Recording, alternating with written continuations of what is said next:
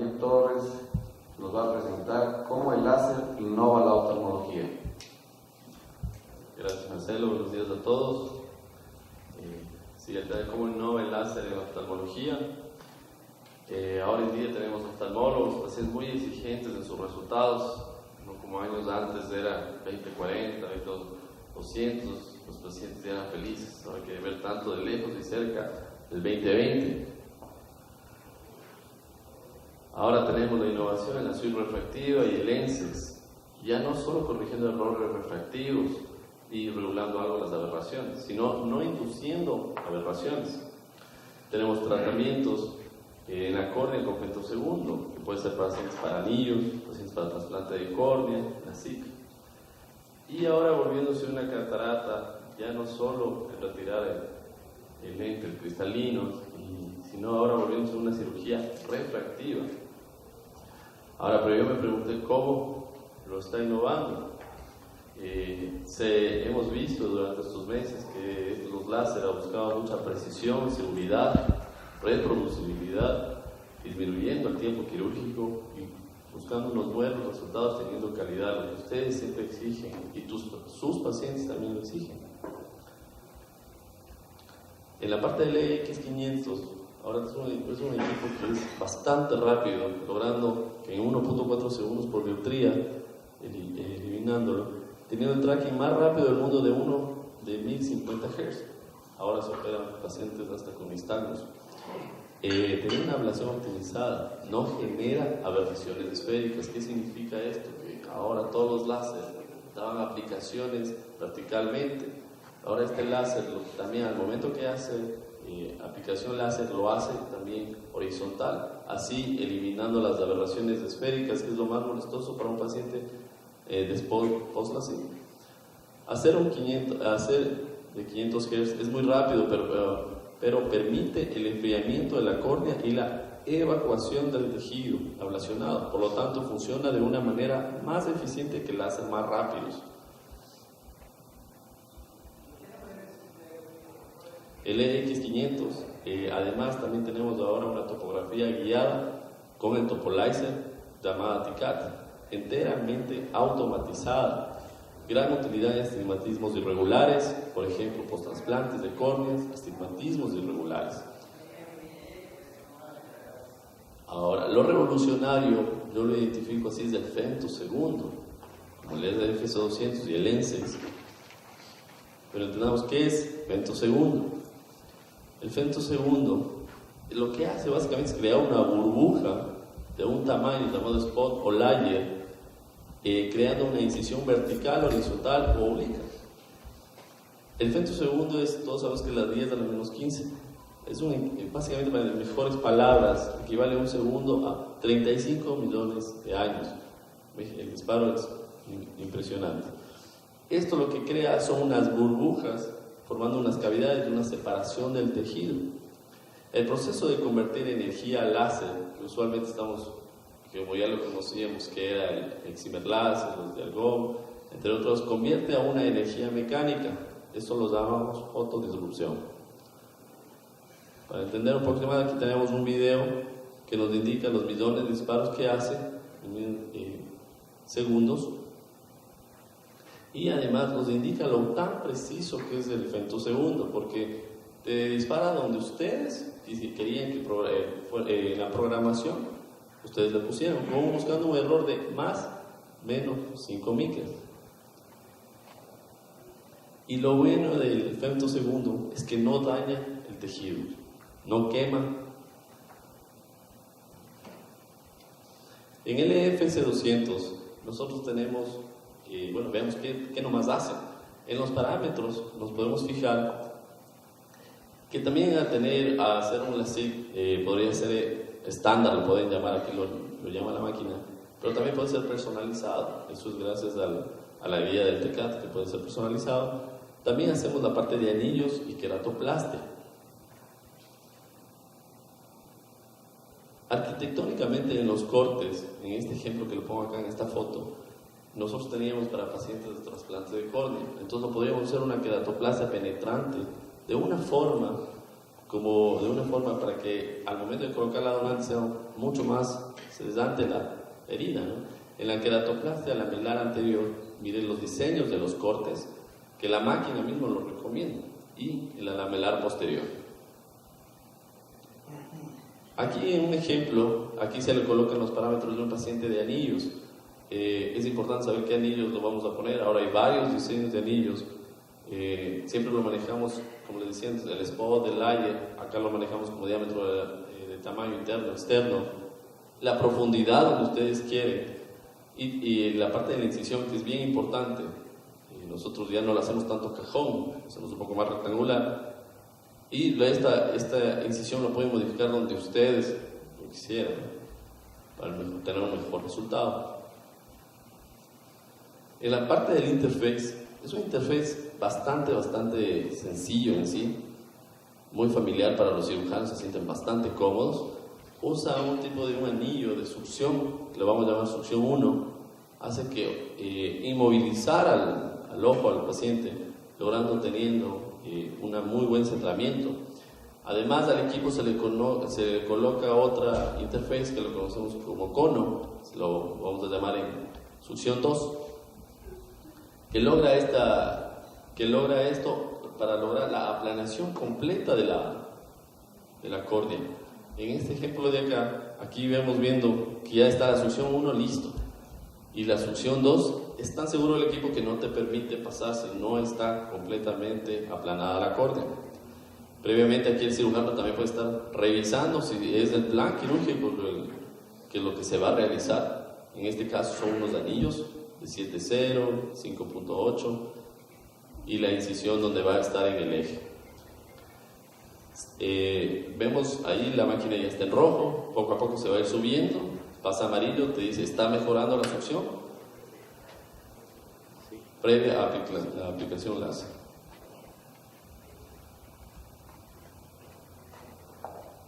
Y esto va a pasar en segundos porque es tan rápido lo que pasa acá.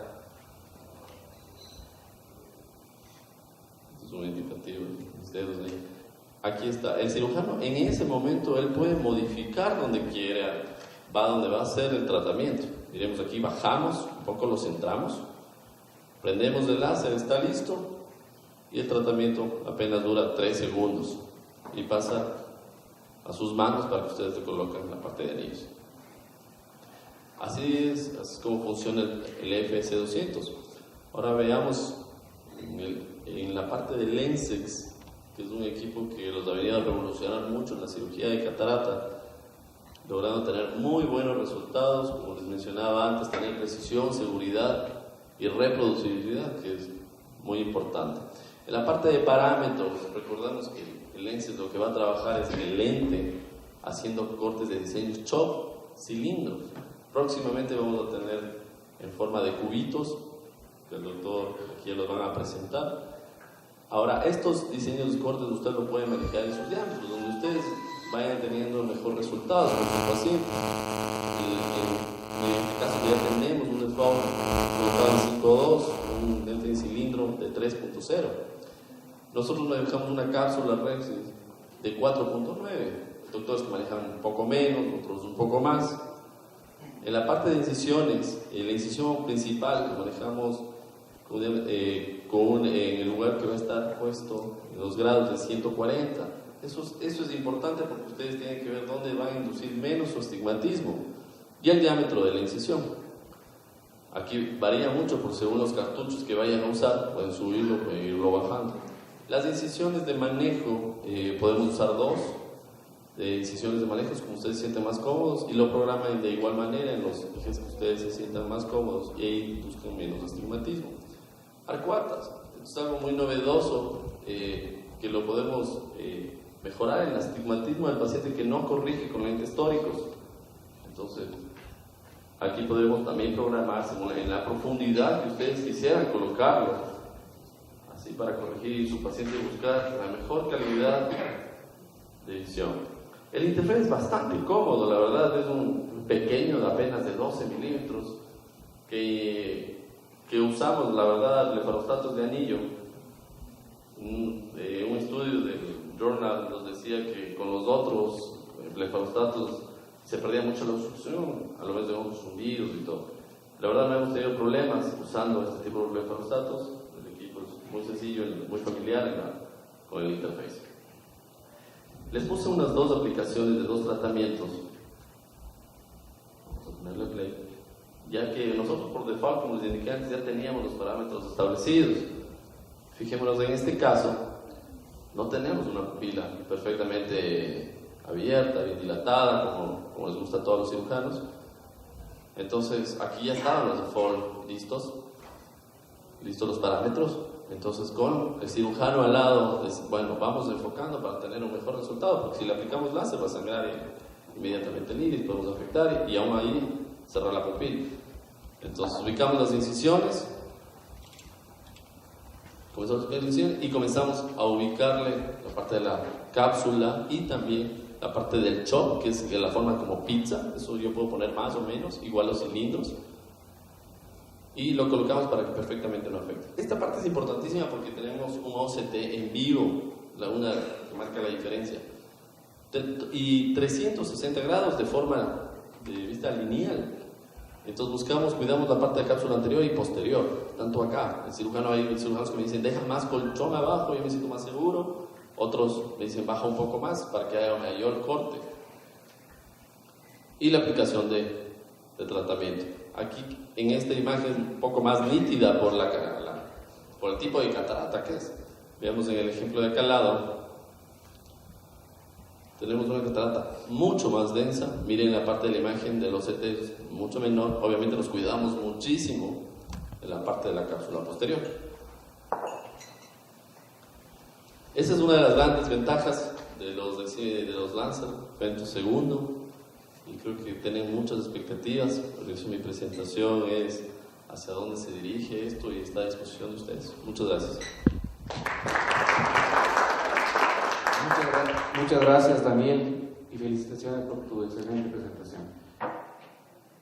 A continuación, la doctora profesora Claudia Francesconi nos va a presentar la conferencia PRK versus LASIK. Entonces vamos a hablar un poco de la diferencia o el PRK versus el LASIK. Nosotros sabemos que la tectomía o el PRK se inició en 1983 y después de allá viene cambiando todo el tiempo con los láseres nuevos. Antes teníamos los láseres de broadbeam, que eran los láseres grandes. Ahora tenemos los láseres pequeños, de spots pequeños, y cada láser que viene cambiamos las indicaciones, lo que hacemos con el PRK. Pero para todos, tanto el PRK como para el LASIK, lo que necesitamos es un preoperatorio muy delicado, muy cuidadoso para que no tengamos complicaciones a pos. Entonces es necesario, tanto para el LASIK como para el PRK, que se haga una evaluación de la agudeza visual. Es necesario que suspendemos la utilización de los lentes de contactos de 3 días a 1 semana, dependiendo de los lentes de contactos que utilizamos. La biomicroscopía debe ser bien hecha y todos que encontramos de alteraciones del párpado o alteraciones de la superficie ocular, y tenemos que tratar antes de pensar en la cirugía refractiva. Y también es mucho importante que veamos la retina para que no tengamos ninguna sorpresa, principalmente después del LASIK. Y también es importantísimo ahora que veamos la paquimetría tanto de ultrasonido como la paquimetría total de la córnea, como la paquimetría de los tomógrafos. Porque antes, cuando iniciamos el PRK, ni paquimetría hacíamos, mismo para el RK ni topografía hacíamos, pero ahora es imposible hacer una cirugía de PRK o LASIK sin mirarnos bien la paquimetría y la topografía. Y la topografía, lo más importante que necesitamos es ver si no hay queratoconos. Es el queratocono bien conocido, pero a veces tenemos una topografía de un queratocono bien inicial que nos quedamos sospechosos si es queratocono o no. Entonces la tomografía, la avaliación de las superficies anteriores y posteriores de las elevaciones, importantísimas para que nos ayude a diagnosticar el queratocono. Y principalmente el warpage, que es una alteración de la superficie corneana debido a los lentes de contacto. Por eso que es necesario sacarnos los lentes para verlo si no hay diferencia o hay alteraciones en la superficie. Y con todo esto, cuando empezamos el PRK, sabíamos que con los láseres antiguos, lo PRK tenía una eficiencia y una previsibilidad muy grande hasta los 4 dioptrías de miopía, porque después de esto teníamos mucho haze, mucha regresión y los láseres no eran tan buenos. Pero ahora, con la mudanza tanto de la mitomicina como de los láseres, esto ha cambiado mucho. Pero lo que sabemos es que antiguamente hacíamos como hasta 4 para PRK y después de esto cambiábamos para el LASIK porque teníamos mucho haze. Pero ahora con la mitomicina, que va a agir en la cadena de cicatrización, entonces ella va a hacer como si parase la cicatrización acá, entonces va a disminuir la proliferación y la activación de los queratócitos, no llevando a un haze. Y con eso nos facilitó mucho los resultados. Entonces, ahora para PRK con mitomicina ha cambiado mucho. Ya hicimos estudios con la mitomicina 002 y 0002, pero ahora utilizamos las decimales, la 0,02 por 15 a 20 minutos, los casos de primera cirugía, y cuando hacemos un tratamiento sobre un otro tratamiento, hacemos la mitomicina hasta casi 1 minuto. Y ahora podemos tratar, como no tenemos casi haze y regresión, podemos tratar hasta 10, pero en general a la universidad utilizamos hasta las 8 dioptrías de miopía y hasta las 5 dioptrías de cilindro para el PRK. Entonces, con la mudanza, el avance del láser y con la mitomicina ha cambiado mucho.